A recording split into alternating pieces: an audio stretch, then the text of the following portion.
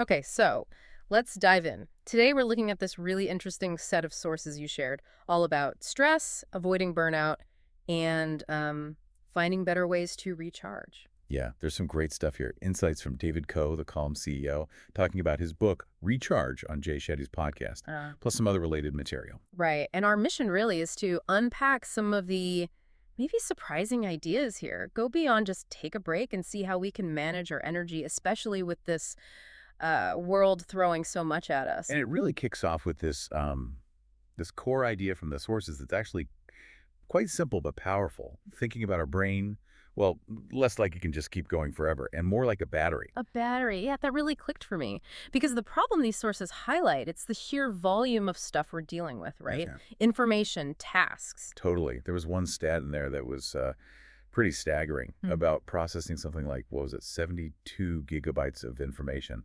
every single day. 72 gigs. And to put that in perspective, the source kind of compared it to reading Tolkien's The Hobbit. The whole book. The whole thing, cover to cover, yeah. Every day. Just a massive amount of data constantly hitting your system. Every day. I mean, think about nearly 96,000 words before you've even finished your coffee. It really shows why so many of us feel, drained, burned out. Constantly overwhelmed. How do we function like that? Exactly. And that's where this battery idea comes in. It apparently came from a friend of David Coe's asking her kids just simply, how's your battery? Yeah, and it works. It's so accessible. It really is. It cuts through the awkwardness of how are you, which, let's be honest, often just gets a fine, even when it's not true. Right. This is more concrete. The sources mention kids do it straight away, saying things like, I'm at 50% or 75%. It makes talking about mental energy less emotionally loaded, less stigma. Exactly. It's not about being weak or failing. Your battery's just running low. Simple as that. Makes it okay to talk about for anyone, really. And the sources actually break down that scale, the 0 to 100%, into these practical zones. Yeah, which is super helpful. It gives you a framework. Think of it like your phone battery, right? Mhm. But for your brain. Okay, so walk us through that. What's the top zone? All right, so 75 to 100%. You're doing fine. Things are moving along. You feel capable. You're kind of, cruising Got it. System's running smoothly. pretty much. Then you dip down into that 50 to 75% range. Now, that's the signal, The warning light. sort of.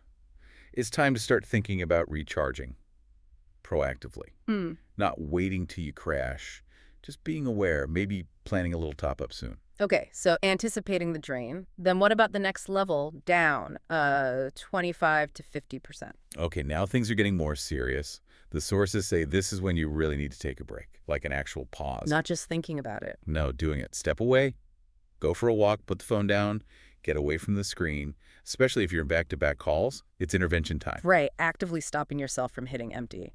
And that lowest zone, 0 to 25%. That's the danger zone, a real red flag. If you're down there, the sources are pretty clear. Something is likely wrong. You need a hard stop. No pushing through this bit. Absolutely not. Hmm. You need to figure out what's draining you so badly and make a serious plan to recharge. It's about necessity now. That idea shifting from powering through, which we hear all the time, to powering up, that feels really key in these sources. It is. And it connects to how we manage our energy personally. It's like your phone. Again, some people are fine letting it get to 5%. Others panic below 40%. Uh-huh. Yeah, I know people like that. Right. And the point is, there's no single correct way. It's about knowing your threshold. What works for you? When do you start feeling that drag? Self-awareness. Exactly. And reframing rest. It's not laziness. It's not slacking off. It's recharging. Essential maintenance so you can actually function well. Give your best. That's such a needed shift in thinking. But talking about being low, even with the battery analogy, it can still be tricky. How do you have that real conversation when the default answer is just, I'm fine? Well, that's a really important point the sources raise. When you ask someone, how are you? Or even, how's your battery? Oh, are you actually ready to hear the real answer? Good question. Because if you're not prepared to really listen, maybe asking isn't helpful. But the battery idea does offer another way in How's that? by focusing on the drains. Instead of just asking, are you low? You could try something like, what feels like it's really draining your battery lately? Yeah. Like asking which apps are killing your phone's power. So it externalizes it a bit. Makes it less personal, maybe. Yeah, less about your failing and more about what things are consuming energy. It becomes a troubleshooting conversation, not just a complaint. less emotionally charged, ironically. That's clever. I, Okay, let's switch gears slightly to stress, especially at work. The sources are realistic. They say a totally stress-free job isn't really possible. no, deadlines happen, challenges pop up. That's life, that's work. But they make this really crucial distinction, right? Drawing on work by researchers like Dr. Aditi Nar mentioned in the material, it's not just stress. Exactly. There's good stress and bad stress, eustress and distress. Okay, break that down. What's the difference according to the sources? So, eustress, the good kind, is usually short term. It feels manageable. It's that buzz before presentation, or the focus you get tackling a tough problem you know you can solve. Right, it gets you alert, maybe. Yeah, it can actually build resilience, help you grow. Mhm. Teams can bond overcoming these kinds of challenges. It's activating. Okay. And distress. That's the bad stuff. It's prolonged, feels overwhelming, uncontrollable. Chronic stress, that's what leads to the negative outcomes, anxiety, burnout, physical issues, and ironically, makes you less productive. Your system is just stuck on high alert. Which brings us to this really counterintuitive point in the sources that the right amount of stress actually makes people work better, not just harder. Yeah, that one challenges assumptions. The idea is that zero stress isn't the goal either. Hmm. No challenge can lead to, well, complacency. You just coast. Exactly. But the right level of stress that eustress provides, focus, engagement, it keeps you sharp, like a deadline pushing you to think clearly, not panic. Okay, like lifting a weight that challenges you versus one that injures you. Precisely. And a key problem highlighted, especially for leaders, is just piling on more tasks. Adding work without taking anything away doesn't create that good stress. It just creates distress, overload. Drains the battery faster without adding any charge. Right. And speaking of leaders, the sources talk about vulnerability, how tough that can be. Oh, definitely. There's this real fear mentioned, if I admit I'm struggling, will my team doubt me? Will the board see me as weak? Will someone use it against me? It's a big barrier, projecting that image of constant control. But the examples given, like CEOs talking openly about their own struggles, maybe quitting smoking, managing weight, even past issues like food insecurity, they show a different kind of strength. How did that play out? It created psychological safety. When the person in charge shows it's okay to be human, it gives everyone else permission too. It starts to shift the culture away from that old school idea of strength being like bravado or never showing weakness. Yeah, redefining strength to include being authentic, being real. Exactly.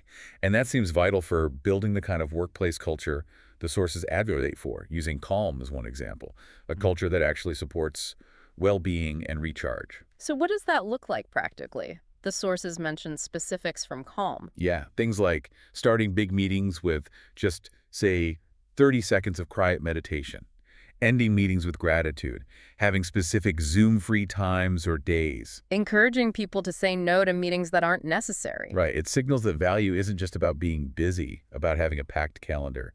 It's about impact, quality over just quantity. And they connect this directly to being more productive, don't they? It's not just about feeling good. Absolutely.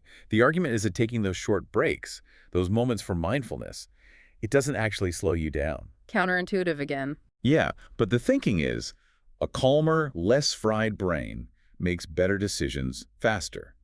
So taking 7 minutes for a mindfulness exercise or a quick walk, it means you come back sharper, more effective.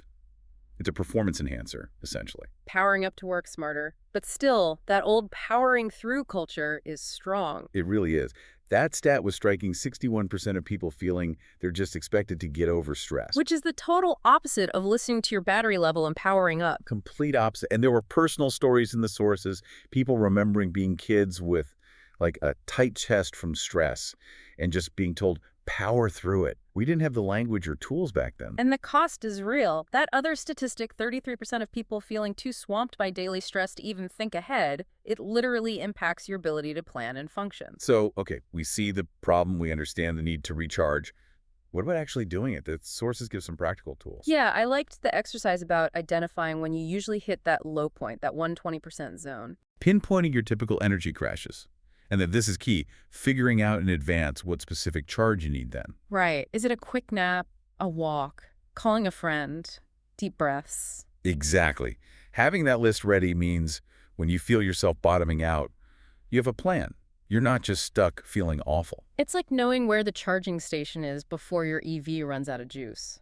And there were daily rituals mentioned too, smaller things. Yeah, like maybe not grabbing your phone the second you wake up.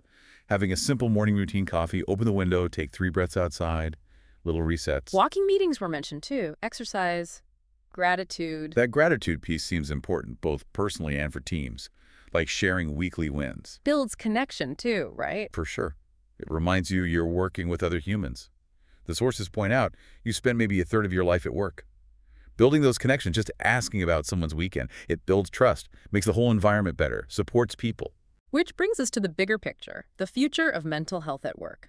Offering tools like apps or therapy access, it's becoming table stakes, isn't it? Seems like it.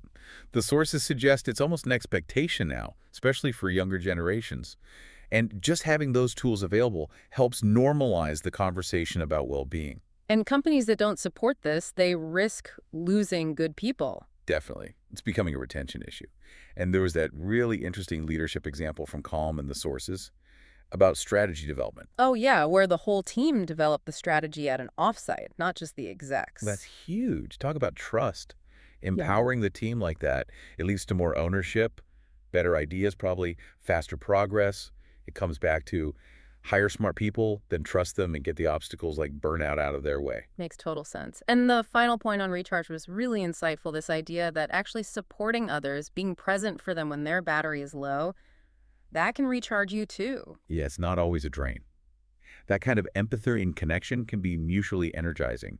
It's an investment, not an expense. So when we pull all this together, this Yeah. deep dive, you've got the brain as battery model, the zones, thinking of rest as recharge, stress having good and bad sides, vulnerability as strength, building supportive cultures, finding those practical tools. It really leaves you with a powerful thought to consider. If getting honest about our battery levels and actively managing them using these kinds of strategies really does help us be more present, more effective, more Yeah. connected, it all makes you wonder, doesn't it? What's that? Just how much potential, personally and in our workplaces, are we leaving on the table by not making recharge a genuine priority? How much more could we achieve and how much better could we feel if we consistently powered up?